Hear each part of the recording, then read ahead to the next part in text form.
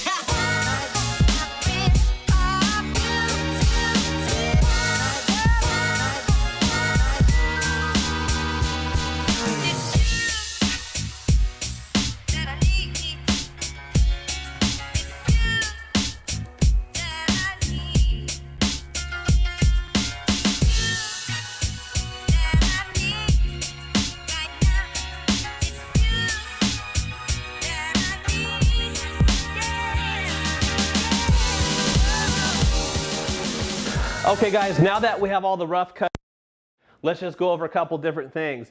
Remember, like I was talking about earlier, these are just a blueprint. You can modify these to suit your needs, and you're going to notice right here, these plans called for 60 inches on the side rails. I went ahead and cut mine at 68. They're calling for 17 inches on the cross members, and if you look at the plans right here, I don't know if you can see that, but it shows that there's a spot for 4 blankets. I've got a lot of quilts, so I actually went ahead and made 5, added a little extra length to it as well. Another thing that I'm going to do that's not in the plans here is when I have the quilt rack leaning on the floor up against the wall, I don't want this big gap on the base here. So I've messed around a little bit with a couple different angles on where I want it, and we're going to cut the bottom of my side rails here. We're going to cut the bottoms at 10 degrees, and that's going to give me the pitch up against the wall that I want.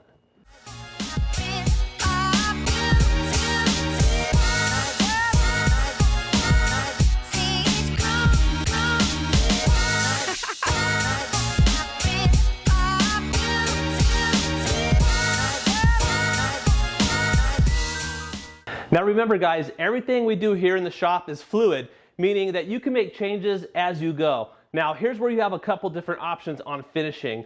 The look I'm going for is more of a rough farmhouse style. So when you buy that rough cut dimensional lumber from the big box stores, with a little bit of sanding, it's going to put you right where you need to be. Now if you're looking for a little more of a refined look, you're more than welcome to rip the 2x6s and rip the 2x4s down on your table saw. Just take off about 1/8 inch of each side, and that's going to give you a nice square stock that's going to be a little more sleek, and I guess you could say it's going to look a little more modern. Now this step here, not everybody's going to have a planer, but I do have a planer. So in order for me to cut back on my time sanding, I'm just going to go ahead and run these pieces through the planer, just give myself a nice little surface finish. Then I just got to knock down the edges. Now if you guys don't have a planer, you can sit there and sand it to your liking.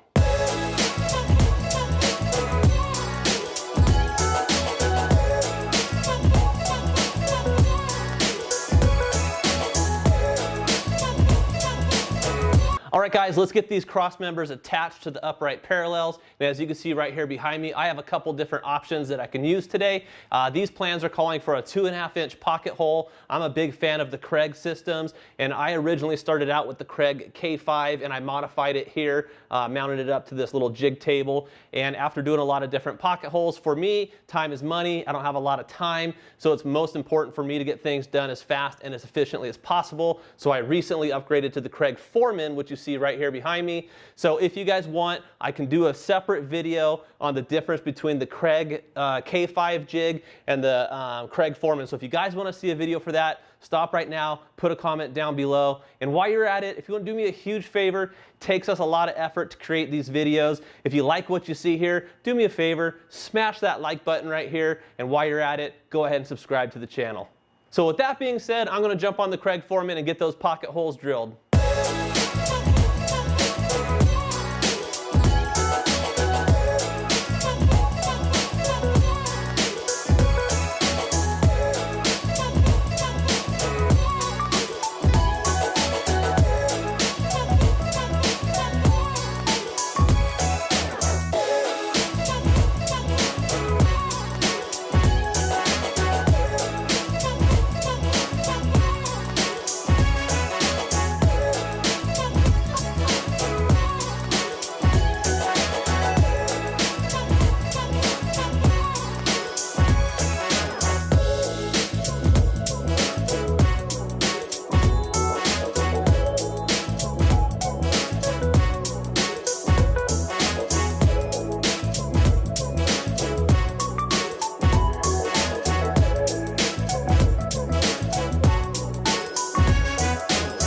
All right, you guys, you see some paint here in front of me, which means we're getting to the end of our project here, and we're going to start applying our finishes. Now, if you're going to stain your project, you can go ahead and assemble it and then stain it. Really not a big deal, but this particular project, we're going to be going for this type of finish right here.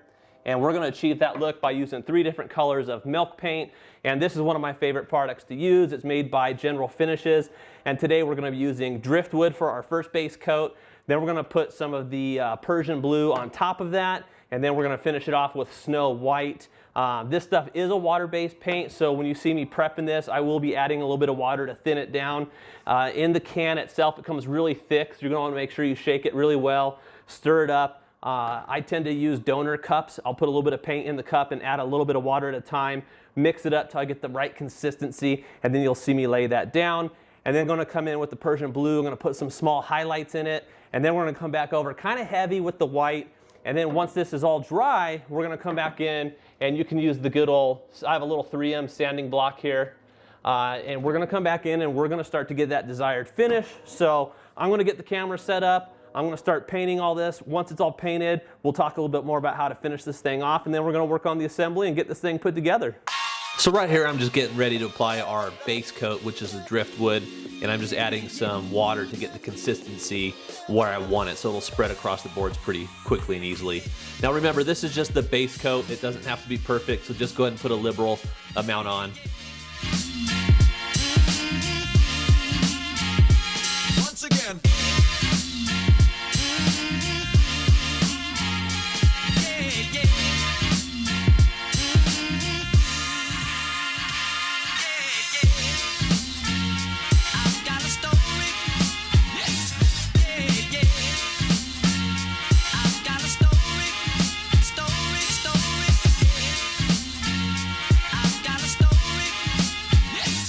So right here, you'll see me using my heat gun. Just want to speed the process up a little bit so I could get on to the next coat.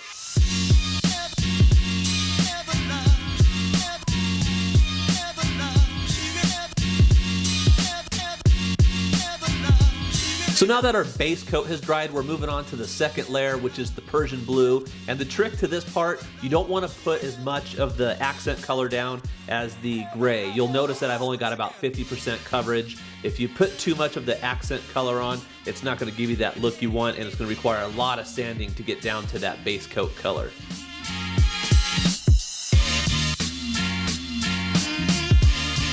All right, now that the green has set up, we're gonna go ahead and apply the last color, and this is gonna be Snow White. Again, Milk Paint by General Finishes. And like I was talking about earlier, the gray is your base coat. So here's the little secret or the trick that I'm gonna tell you that I've learned over experimenting.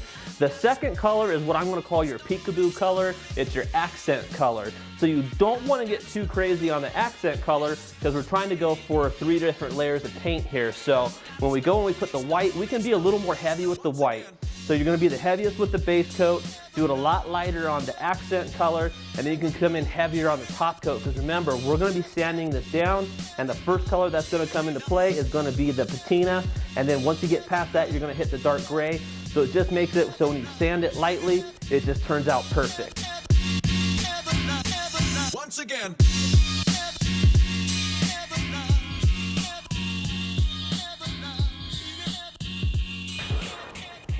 So that right there should give you a rough idea of how it should look.